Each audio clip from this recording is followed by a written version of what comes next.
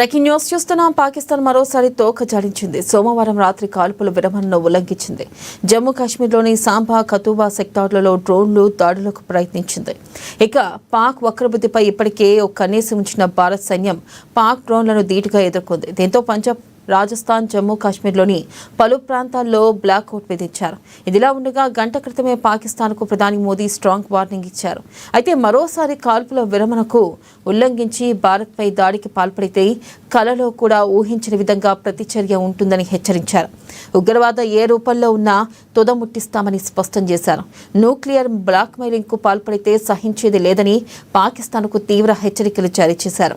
భారత్ నిర్ణయాలకు అనుగుణంగానే చర్చలు సాగుతాయని, ఇందులో ఎలాంటి అనుమానం లేదని ప్రకటించారు. అయితే మోదీ వార్నింగ్ ఇచ్చిన కొన్ని గంటల్లోనే పాక్ ఉల్లంఘించడం హాట్ టాపిక్ గా మారింది. దీనిపై కేంద్రం ఏ స్టెప్ తీసుకుంటుందో అని సర్వత్రా ఉత్కంఠ నెలకొంది.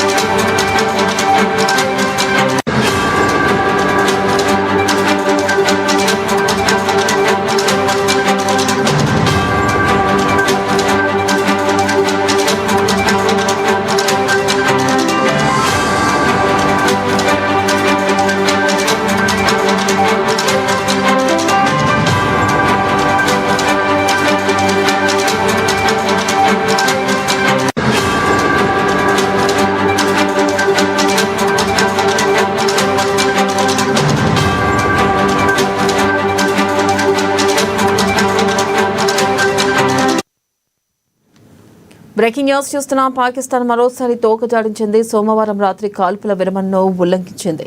జమ్మూ కాశ్మీర్లోని సాంబా కతువా సెక్టార్లలో డ్రోన్లు దాడులకు ప్రయత్నించింది. ఇక పాక్ వక్రబుద్ధిపై ఇప్పటికే ఒక కన్నేసి ఉంచిన భారత సైన్యం పాక్ డ్రోన్లను ధీటుగా ఎదుర్కొంది. దీంతో పంజాబ్, రాజస్థాన్, జమ్మూ కాశ్మీర్లోని పలు ప్రాంతాల్లో బ్లాక్అవుట్ను విధించారు. అయితే ఇదిలా ఉండగా పాకిస్తాన్కు ప్రధాని మోదీ స్ట్రాంగ్ వార్నింగ్ ఇచ్చారు.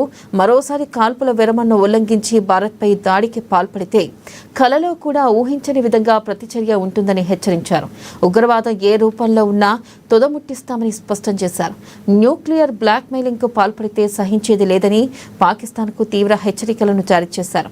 భారత్ నిర్ణయాలకు అనుగుణంగానే చర్చలు సాగుతాయని, ఇందులో ఎలాంటి అనుమానం లేదని ప్రకటించారు. అయితే మోదీ వార్నింగ్ ఇచ్చిన కొన్ని గంటల్లోనే పాక్ ఉల్లంఘించడం హాట్ టాపిక్ గా మారింది.